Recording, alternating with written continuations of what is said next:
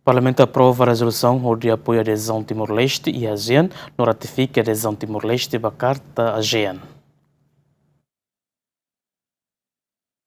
O Parlamento Nacional aprova a resolução IDA onde atua apoio total para Timor-Leste na adesão a neste membro PENU e a ASEAN. A resolução selo ratifica a adesão à Carta ASEAN na BC e Prioridade Nacional Nação Nenian. Lehussi a resolução IDA, Parlamento foi sinal positivo para o governo, a atuação da declaração na adesão e a data planeado não acelera o processo legislativo não bem necessário. Deputado Cira, com unanimidade, com vontade política, Timor-Leste integra plenamente e a ASEAN. Hoje a apreciação, os distintos deputados Cira e depois aprova. Votos unanimidade, 48 votos de apoio.